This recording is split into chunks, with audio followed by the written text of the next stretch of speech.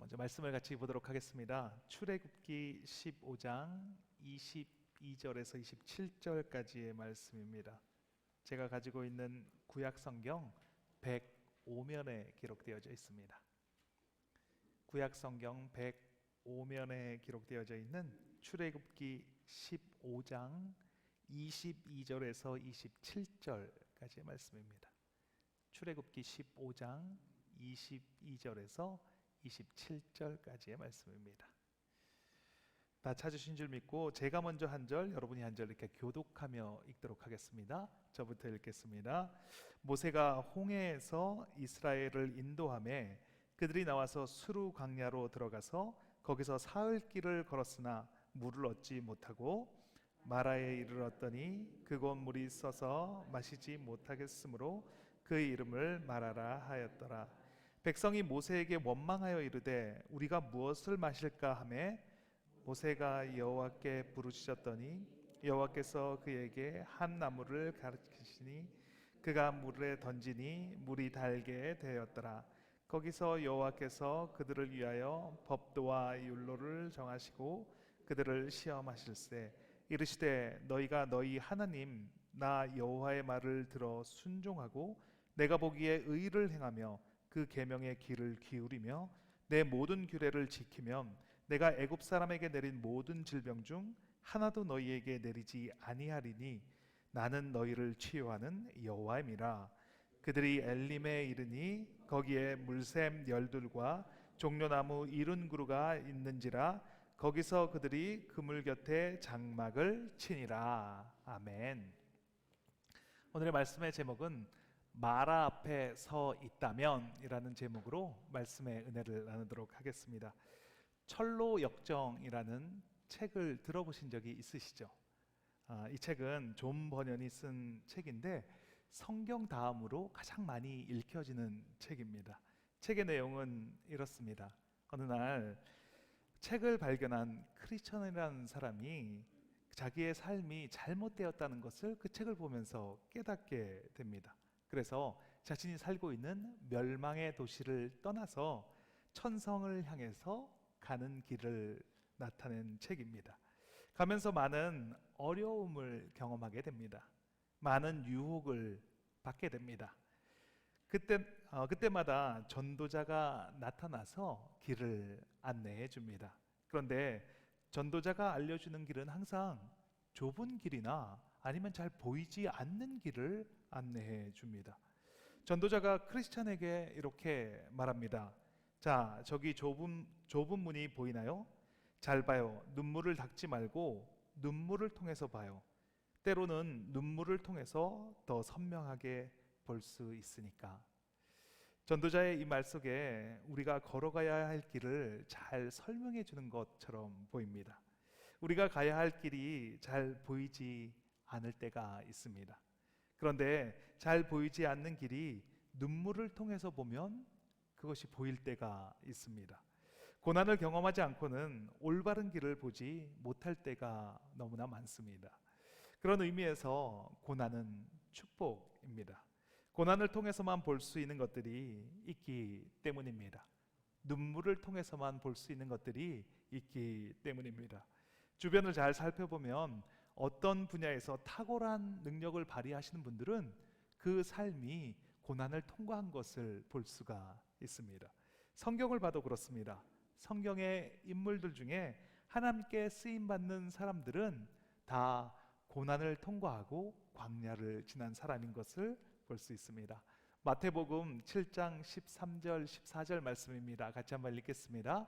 좁은 문으로 들어가라. 멸망으로 인도하는 문은 크고 그 길이 넓어 그리로 들어가는 자가 많고 생명으로 인도하는 문은 좁고 길이 협착하여 찾는 자가 적음이라 라고 말합니다.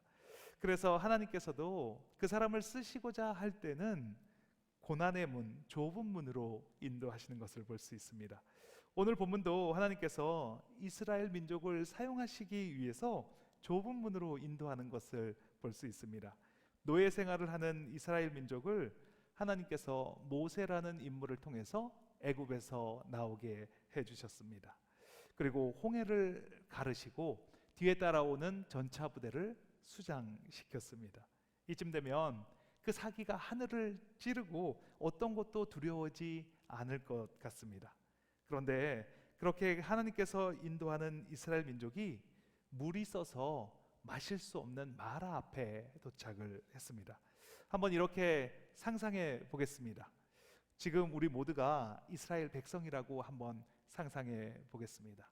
며칠 전까지만 해도 우리는 노예 생활로, 애굽에서 노예 생활을 하고 있었습니다. 그런데 모세를 따라서 그 애굽을 나오게 되었습니다.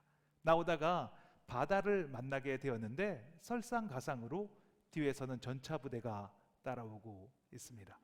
어떻게 해야 될지 모르는 그런 상황에서 하나님께서 바다를 가르시고 우리를 그 바다의 밑바닥으로 건너게 하셨습니다. 그리고 뒤에 따라오는 그 전차 부대는 물속에 잠기게 하셨습니다. 이쯤 되면 아마 하나님은 정말 살아계시고 하나님은 정말 우리를 사랑하시고 우리를 이끄시는 하나님이다 라며 노래를 부르고 감격하며 춤을 춰야만 맞을 것입니다. 그리고 나서 스루 강야라는 곳을 걸어가게 되었습니다. 물이 떨어지고 더 이상 마실 물이 없습니다. 사흘길을 걸었는데 물을 찾을 수가 없습니다. 그렇게 바라던 물이 앞에 보입니다. 물이 보여서 그 앞에 지금 서 있습니다. 그러면 우리의 마음이 어떻겠습니까? 얼마나 기쁘겠습니까? 드디어 물을 마시게 되었다. 이제 물을 마시고 갈증을 해소하게 되었다라고 생각하지 않겠습니까? 그런데 그 물이 너무나 써서 마실 수가 없다면, 그렇다면 그때의 심정은 어떻겠습니까? 하나님이 나한테 왜 이러시나? 왜 이런 고난을 허락하시나? 이렇게 생각하지 않겠습니까?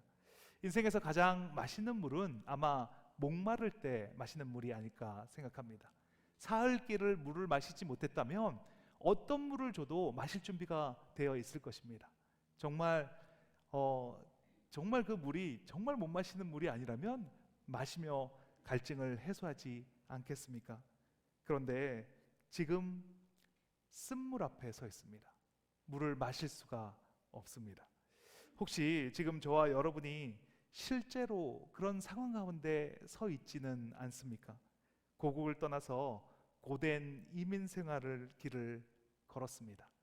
그러다가 예수 그리스도를 만나게 되었습니다.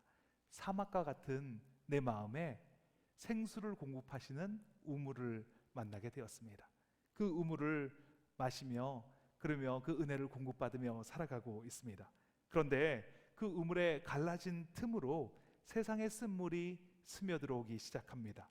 걱정과 근심과 불안함, 염려, 질병에 대한 두려움, 그런 것들이 그 틈으로 스며들어오기 시작합니다. 그리고 이제는 그 쓴물이 너무나 많이 스며들어 와서 그 생수를 마실 수가 없는 상태가 되었습니다. 그래서 그 앞에 우두커니 서 있습니다. 목이 말라서 물은 마셔야 하는데 그 물은 쓰게 되어서 마실 수도 없고, 그래서 이러지도 저러지도 못하는 그런 상황을 맞이하고 있는 것입니다. 예수님을 만나고 꽃길만 펼쳐질 줄 알았습니다. 사막 같은 내 인생에 성령의 단비가 내릴 때에는 앞으로의 온통의 삶이 다 그렇게 될 줄만 알았습니다. 그런데 마음에 근심, 걱정, 불안, 두려움이 찾아와서 하나님이 주시는 생수를 마시지 못하고 떠나자니 목은 마르고 그런 상황 가운데 살아가고 있지는 않습니까? 그렇다면 오늘 너무나 잘 오셨습니다. 오늘 말씀을 살펴보면서 왜 하나님은 우리를 쓴물로 인도하시는지 그 이유를 살펴보기를 원합니다. 또 쓴물로 인도하신 하나님께서 단물로 바꿔주시는 은혜를 이 시간 누리시길 예수님의 이름으로 축원합니다.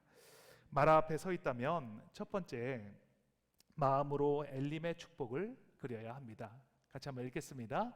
마음으로 엘림의 축복을 그려야 합니다. 내가 지금 마라 앞에 서 있다면 마음이 무너지는 순간일 것입니다. 조금만 더 가면 마실 물이 있을 거라고 생각하고 열심히 걸어와서 그 물 앞에 도착을 했는데, 근데 문제가 전혀 해결이 되지 않습니다. 오히려 마음이 더 무너집니다. 물 앞에만 도착하면 될 수 있을 거라고 생각했는데 그런데도 해결이 되지 않았기 때문에 그렇기 때문에 마음이 더 무너지는 그런 상황이 됩니다. 모든 것은 마음에 달려 있습니다. 마음이 어떠냐에 따라서 그것이 문제가 될 수도 있고 문제가 되지 않을 수도 있습니다. 정말로 큰 문제인데 내 마음에서 그것이 문제라가 아니라고 생각하면 그것은 아무 문제가 되지 않습니다.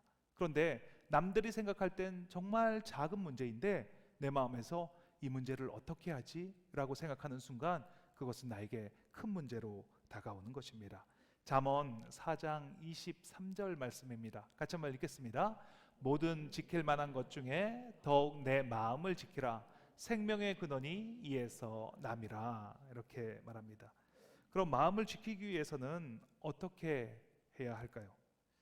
오늘 본문을 살펴보면 모세는 마라를 만났을 때 여호와께 부르짖었습니다. 그랬더니 하나님께서 모세에게 나무를 가리키게 하시고 그 나무를 물에 던졌더니 물이 달게 되었습니다. 그리고 하나님께서 말씀하십니다. 출애굽기 15장 26절 말씀입니다. 같이 한번 읽겠습니다. 이르시되 너희가 너희 하나님 나 여호와의 말을 들어 순종하고 내가 보기에 의를 행하며 내 계명의 귀를 기울이며 내 모든 규례를 지키면 내가 애굽 사람에게 내린 모든 질병 중 하나도 너희에게 내리지 아니하리니 나는 너희를 치료하는 여호와임이라 라고 말씀하십니다.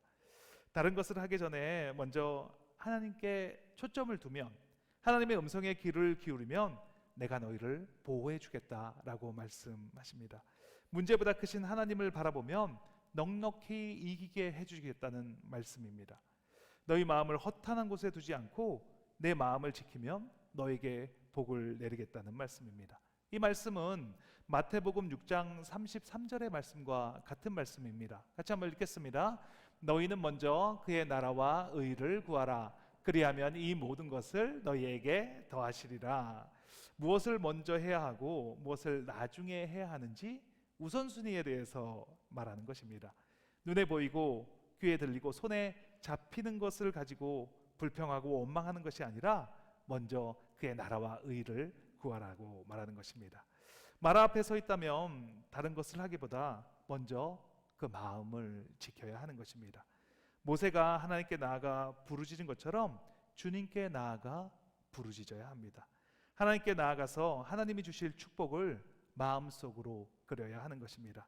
어렵고 힘든 상황 속에 있다면 마라 앞에 서 있다면 더더욱 그렇게 해야 합니다. 모든 것은 마음에 달려 있습니다. 그 마음에 무엇을 채워 넣느냐가 이 땅에서의 삶을 결정하는 것입니다. 상황은 절망이고 곧 쓰러지고 다시 회복될 기미가 보이지 않더라도 마음속에 엘림의 축복을 그려야 하는 것입니다. 마라에서 엘림까지의 거리는 약 11km 정도가 된다고 합니다.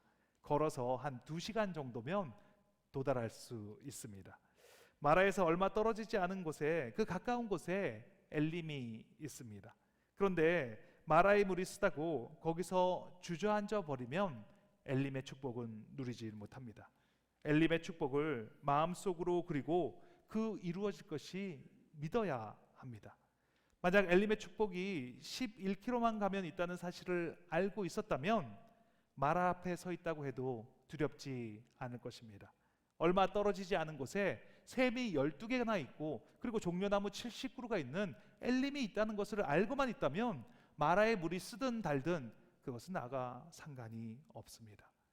이스라엘 백성에 있어서 마라의 쓴물이 문제가 되는 이유는 엘림의 축복을 모르고 있기 때문입니다. 엘림이 그 가까운 거리에 있다는 것을 모르고 있을 때 그때 그것이 문제가 되는 것입니다. 하지만 마음속에 샘이 12개나 되고 종려나무 그루가 70그루가 있는 엘림이 조금만 가면 있다는 것을 알게 된다면 그렇다면 마라 앞에 서 있는 것은 전혀 문제가 되지 않습니다.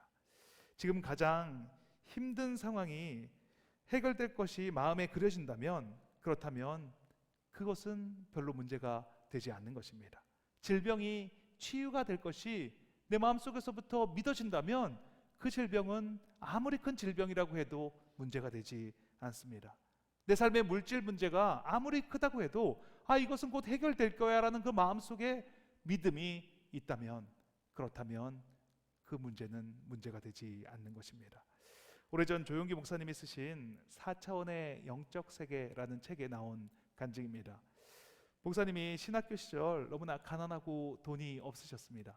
그런데 신방도 많이 다녀야 하고 신학교도 다녀야 하기 때문에 자전거 한 대가 있었으면 좋겠다라는 생각을 했습니다. 그런데 기도 중에 하나님께서 이런 마음을 주시는 겁니다. 구체적으로 기도를 해라. 그때부터 조영기 목사님은 구체적인 내용을 가지고 구체적으로 자전거를 그리면서 기도하기 시작했습니다. 그리고 얼마 되지 않아서 어떤 선교사님이 짐을 정리하는데 도와달라고 해서 거기를 찾아가게 됐습니다. 그랬더니 아니나 다를까 거기에 자전거가 있고 필요하면 가져가라고 얘기를 하셨다는 것입니다. 기도하는 가운데 마음속에 그림이 그려졌다면, 그렇다면 현실에서는 자전거가 없지만 자전거가 있는 거나 다름이 없습니다. 어떻게 해서든지 그 자전거는 생기게 될 것이기 때문입니다. 지금 마라 앞에 서 있습니까? 그렇다면 주님을 바라봐야 합니다. 그리고 머지않은 곳에 엘림의 축복이 있다는 것을 그려야 합니다. 주님께 나아가서 부르짖어야 합니다. 우리가 부르짖을 때 꿈을 주시고 믿어지는 믿음도 허락하여 주십니다. 엘림의 축복은 먼 곳에 있지 않습니다. 가까운 곳에 있지만 마음으로 그 축복을 그리지 않으면 가까이 있는 그 축복이 멀리 있는 것처럼 느껴지는 것입니다. 예레미야 33장 3절은 말합니다. 같이 한번 읽겠습니다.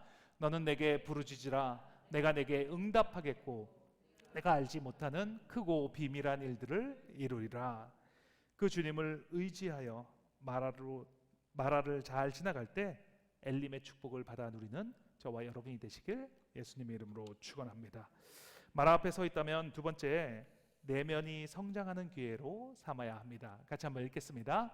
내면이 성장하는 기회로 삼아야 합니다. 하나님께서 힘들고 어려운 길로 인도하시는 이유가 무엇이겠습니까? 이 문제가 해결되나 싶으면 또 다른 문제가 우리를 기다리고 있습니다. 왜 그럴까요? 우리를 어렵게 만들고 싶어서, 우리가 너무 쉽게 예수님을 믿는 것이 배가 아파서 그러신 걸까요? 그것이 아닙니다.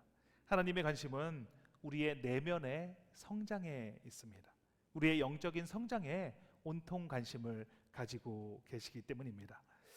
하나님께서 곧바로 엘림으로 인도하실 수 있으셨습니다. 굳이 마라에 가서 실망하고 원망하는 소리를 듣지 않으셔도 되셨습니다. 그런데 하나님은 그렇게 하지 않았습니다. 굳이 마라로 인도하시고 이스라엘 백성이 그 쓴물을 마시도록 하셨습니다. 하나님의 관심은 내면을 단련시키는 데 있습니다. 이스라엘 백성은 40년 동안 광야 생활을 합니다. 가나안 땅, 젖과 꿀이 흐르는 땅으로 곧바로 들어갈 줄 알았는데 하나님은 그들을 광야에서 40년 동안 머물게 허락하셨습니다. 광야를 경험하게 하셨습니다. 광야에서 깨어지고 갈려지고 다듬어지는 시간을 허락하셨습니다. 그랬더니 이스라엘 백성들이 원망을 하기 시작합니다. 고기가 없다고, 물이 없다고. 애굽에서는 마늘과 부추와 파를 먹었는데 이제는 그것을 먹을 수가 없다고 불평을 합니다.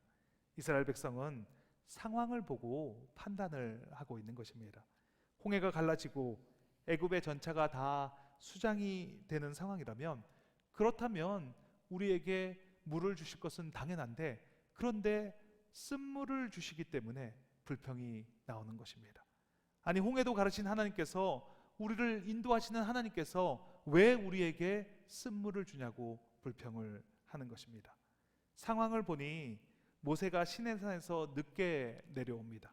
상황을 보니까 모세가 죽은 게 틀림없습니다. 출애굽기 32장 1절 말씀입니다. 같이 한번 읽겠습니다. 백성이 모세가 산에서 내려오미 더딤을 보고 모여 백성이 아론에게 이르러 말하되 일어나라, 우리를 위하여 우리를 인도할 신을 만들라. 이 모세 곧 우리를 애굽 땅에서 인도하여 낸 사람은 어찌 되었는지 알지 못함이니라. 모세가 산에서 안 내려오는 걸 보니까 모세가 죽었나 보다. 그러니까 빨리 신을 만들고 제사를 지내려고 합니다. 상황에 따라서 판단을 하고 불평하고 불면을 갖는 것입니다. 당장에 뭔가가 보여져야 하기 때문입니다. 변화가 있어야 하는데 그 변화가 보여지지 않으니까, 그러니까 급해지는 것입니다. 제가 대학교 졸업 작품을 만든 것이 있는데, 그것은 이 방을 렌트하는 웹사이트, 그것을 졸업 작품으로 만들었습니다. 룸포유라고 하는 이름으로 작업을 했습니다. 그때 이 웹사이트를 만드는 그 트렌드가 있었는데, 그 트렌드는 뭐냐면 웹사이트를 멋있게 만드는 겁니다. 3D로 해서 이 아주 번쩍번쩍하게 웹사이트를 만들고, 이 사운드를 이렇게 넣어서 퓨퓨 뭐 이런 소리를 이렇게 넣어서 이게 웹사이트를 딱 열면 와, 정말 잘 만들었다, 어떻게 이렇게 만들 수가 있지, 이렇게 만드는 것이 그때 트렌드였습니다. 그래서 우리도 같이 작업하는 친구들과 같이 온통 그 트렌드를 위해서 밤을 새며 작업을 했습니다. 정말 멋있게 만들었습니다. 우리가 봐도 놀랄 만큼 잘 만들었습니다. 그래서 초안을 만들어서 교수님과 면담을 하게 되었습니다. 우리는 교수님께서 칭찬을 해줄 줄 알았습니다. 그런데 교수님께서 우리를 칭찬하는 것이 아니라 책망을 하시며 야단을 치셨습니다. 알맹이가 하나 없고 껍데기만 화려하다는 것입니다.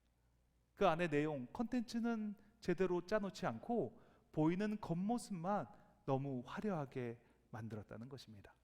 그 책망을 들을 때까지만 해도 저는 이렇게 생각했습니다. 교수님이 연세가 많으셔서 요즘 트렌드를 잘 못 읽고 계시는구나. 두고 보자. 세월이 흘렀습니다. 세월이 지나고 보니까 겉모습만 화려했던 그 웹사이트들은 흔적도 없이 사라졌습니다. 지금 남아있는 웹사이트들은 간단하고 심플하고 좋은 내용을 담고 있는 그런 사이트들만 남게 되었습니다. 구글은 아무런 화려한 기교나 주변에 볼거리가 없지만, 검색창 하나만 떠 있지만 세상 모든 사람들이 들어가는 그런 사이트가 되었습니다. 여기서 생각나는 성경의 말씀이 있습니다. 고린도후서 4장 18절입니다. 같이 읽겠습니다. 우리가 주목하는 것은 보이는 것이 아니요 보이지 않는 것이니 보이는 것은 잠깐이요 보이지 않는 것은 영원함이라.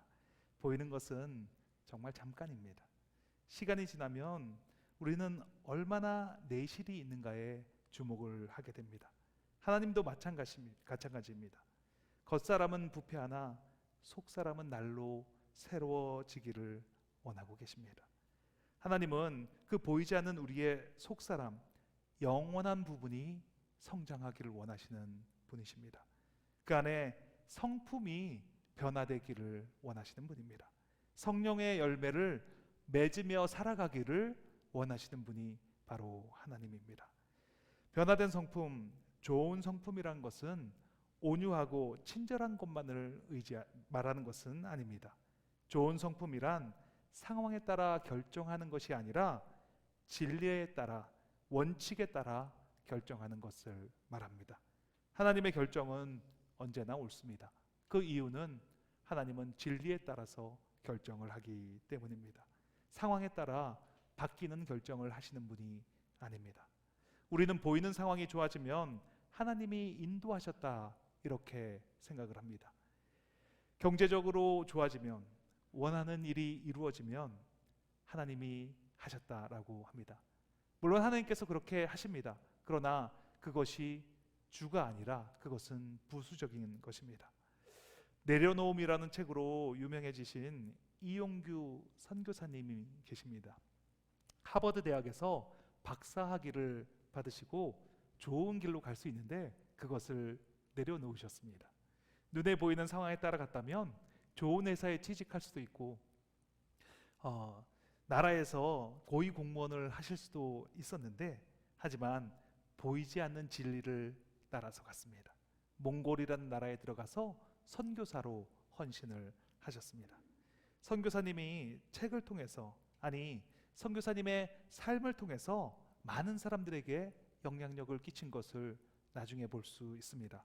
가수 이수영이라고 하는 분은 그 책을 읽고 내려놓음이라는 제목으로 앨범을 발매를 했습니다.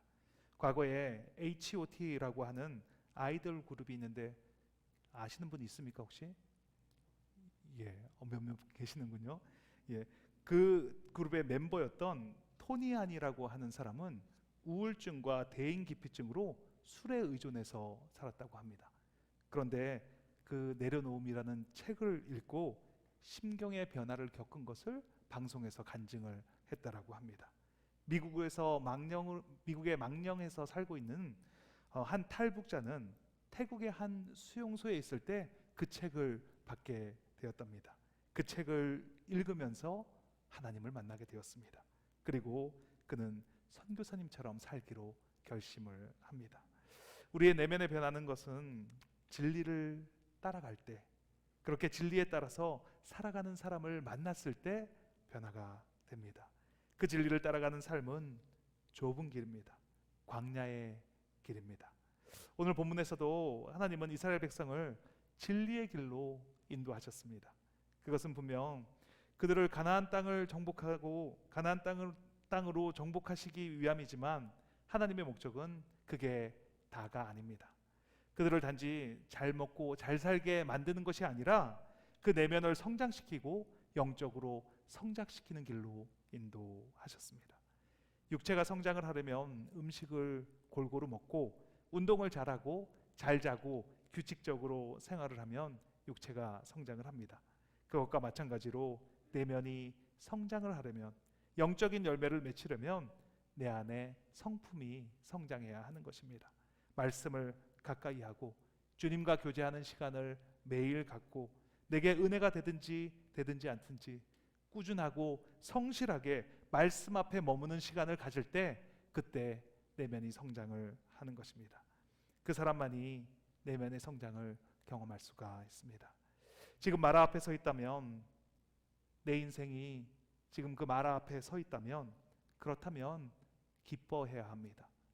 하나님이 나의 내면에 간섭하고 계시기 때문입니다. 나를 연단하는 중이기 때문입니다. 내 속사람을 변화시키는 하나님을 경험하게 되기 때문입니다. 마라의 쓴물을 만나게 되자 모세가 여호와께 부르짖었습니다. 그래서 하나님께서 나무를 던지라고 말씀하셨고 그 나무를 던지자 마라의 쓴물이 단물로 바뀌게 되었습니다. 그리고 그곳에서 율례와 법도를 정하시고 하나님의 말씀에 순종하며 의를 행하며 계명에 기울이는 모든 사람에게 질병을 내리지 않겠다라고 말씀하셨습니다. 만약 이스라엘 백성을 바로 엘림으로 인도했다면, 그렇다면 그 하나님의 뜻을, 그 하나님의 의도를 파악할 수가 없었을 것입니다. 그렇지만 하나님은 마라로 이스라엘 백성을 인도하시고 하나님이 어떤 분이신지, 하나님이 원하는 것이 무엇인지 그것을 올바르게 알려주시고 싶으셨습니다. 저와 여러분이 마라 앞에 서 있다면, 오늘 서 있는 곳이 고통의 장소라면, 그렇다면 상황이 아니라 진리를 바라보시기 바랍니다. 하나님은 언제나 우리를 진리로 인도하시는 분이십니다. 그리고 그 과정을 통해서 내면을 성장하게 하실 것입니다. 오늘 저와 여러분이 내면의 성장을 경험하게 되시길 예수님의 이름으로 축원합니다. 같이 기도하는 시간을 갖도록 하겠습니다. 하나님이 우리를 마라로 인도하시는 뜻은 우리의 내면을 성장시키기 위함입니다. 우리가 판단하는 상황은 변하는 것입니다. 진리가 아닙니다. 우리는 진리 되시는 하나님의 뜻이 무엇인지 바라봐야 합니다. 내 마음속에 엘림의 축복을 그려야 합니다. 그것이 믿어지는 믿음이 되게 해달라고 주님께 매달려야 합니다. 이곳에 올 때 어떤 마음으로 왔는지 모르겠습니다. 하지만 이곳에 나갈 때는 다 하나님이 주시는 그 축복을 그리며 나가게 되시길 축원합니다. 그런 시간이 되게 해달라고, 그렇게 기도하게 해달라고 주님 한번 외치시고 통성으로 기도하시겠습니다. 주여, 하나님 감사합니다. 지금 이곳에, 이 자리에 하나님의 나라가 임하게 되었음을 선포합니다. 하나님, 우리가 이곳에 올 때는 우리가 내 발로 나온 것 같지만 하나님이 불러주시지 않으시면 한 사람도 이 자리에 나올 자가 없음을 고백합니다. 하나님, 우리가 무엇이간데, 우리가 대체 무엇이간데 하나님은 우리 한 사람 한 사람을 불러주시고 하나님의 자녀 삼아주시고 하나님께서 그 내면을 이끌어 가시고 그 내면의 성장을 하나님께서 인도하여 주십니까? 하나님의 그 은혜가 너무나 큽니다. 하나님의 그 큰 은혜를 받은 우리가 무엇을 어떻게 하며 살아야겠습니까? 하나님 앞에 나와 나의 모든 것을 내려놓고 예수 그리스도께 모든 것을 맡기는 삶을 살아가야 하지 않겠습니까? 하나님, 이곳에 나오신 모든 분들을 예수 그리스도의 이름으로 축복합니다. 이곳에 하나님의 나라가 임했음을 선포합니다. 이곳에 모인 한 분 한 분 예수 그리스도를 만나고 성령 하나님을 만나고 돌아가는 자리가 될 수 있도록 하나님 축복하여 주시옵소서. 한 사람 한 사람 만나 주시옵소서. 하나님, 그 내면 가운데 성장이 있을 수 있도록 하나님께서 함께 하시는 은혜가 삶 속에서 흘러 넘칠 수 있도록 하나님, 그들의 삶을 붙잡아 주시고 세상의 것을 바라보는 것이 아니라 하나님이 살아계시고 하나님께서 무엇을 원하시는지 하나님의 그 마음을 볼 줄 아는 그런 사람들로 하나님 이렇게 세워 주시옵소서. 하나님, 세상은 마지막 때로 가고 있습니다. 세상은 점점 더 악해지고 있습니다. 세상을 바라볼 때는 소망이 없습니다. 하지만 하나님을 바라볼 때, 살아계신 그 하나님을 바라보고 하나님께 나아갈 때 하나님께서 원하시고 하나님께서 무엇을 원하시는지를 바라보게 될 때는 하나님, 소망이 생겨나고 하나님, 이 세상의 빛이 무엇인지를 발견하게 되는 귀하고 복된 삶을 살아가게 될 줄 믿습니다. 하나님, 세상은 넓은 길로 가라고 말합니다. 하지만 그 넓은 길에는 정답이 없습니다. 좁은 길로 가야 합니다. 광야로 나서야 합니다. 하나님, 길은 보여지지 않지만 하나님께서 말씀하실 때, 하나님의 말씀을 믿고 나아갈 때 반드시 하나님을 만나는 귀하고 복된 삶을 살아가는 우리가 될 줄 믿습니다. 하나님, 이 시간이 그 시간이 되게 하여 주시옵소서. 결단하고 나가는 시간이 될 수 있도록 하나님 축복하여 주시옵소서. 하나님, 한 분 한 분 가운데 하나님 말씀하여 주시고 하나님 성장시켜 주심으로 말미암아 하나님과 동행하는 기쁨이 넘쳐나는 삶을 살아가게 하여 주시옵소서. 우리는 할 수 없으나, 나는 할 수 없습니다. 그러나 하나님은 하실 수 있습니다. 하나님은 하실 수 있습니다. 주님 감사합니다. 아픈 곳이 있으시면 아픈 곳 위에 손을 얹으시고 간절한 기도 제목, 소원이 있으시면 가슴 위에 손을 얹고 기도하겠습니다. 하나님 감사합니다. 동행하시고 인도하시고 오래 참아주셔서 감사합니다. 마라 앞에 서 있어도 인생의 고난이 찾아와도 마음속으로 엘림의 축복을 그리게 하시니 감사합니다. 마음속으로 그려진 것이 믿어지게 하시니 감사합니다. 마라 앞에 서 있다면 내면의 성장의 기회로 삼게 하여 주시옵소서. 하나님께서 마라로 인도하신 뜻이 무엇인지 분별하게 하시고 그 뜻에 따라서 온전하게 하나님을 따라가는 우리가 되게 하여 주시옵소서. 이곳에 하나님의 나라가 임했음을 선포합니다. 하나님 나라의 주인은 예수 그리스도이십니다. 나사렛 예수 그리스도의 이름으로 명하노니 육신의 질병이 깨끗하게 되었음을 선포합니다. 머리끝부터 발끝까지 예수 그리스도의 정결한 보혈의 피를 뿌리고 바르고 덮습니다. 암세포가 소멸되게 하시니 감사합니다. 허리 통증이 깨끗하게 치유되게 하시니 감사합니다. 두통이 사라졌습니다. 기관지를 깨끗하게 치유하시니 감사합니다. 복통이 사라졌습니다. 시력이 회복되었습니다. 어지럼증이 치유되게 하여 주시니 감사합니다. 소원과 기도 제목을 가지고 손을 얹었습니다. 불안한 마음, 억울한 마음, 분한 마음, 두려움이 떠나갔습니다. 용서하지 못하게 하는 마음 떠나가게 되었음을 감사합니다. 사랑으로 행하지 못하게 하는 더러운 영, 지금 이 시간 묶음을 놓고 떠나갈지어다. 나를 세상에 묶고 있는 더러운 영, 나사렛 예수 그리스도의 이름으로 명하노니 떠나갈지어다. 하나님 나라에서 이루어진 것이 이 땅에서 이루어졌음을 선포합니다. 그것을 증거하게 하시니 감사합니다. 예수 그리스도의 이름의 권세가 믿어지게 하시고 입으로 선포하게 하시고 그 이루어진 것이 그려지게 하시고 그 삶을 살아가게 하시니 감사합니다. 예수님의 이름으로 기도합니다. 아멘.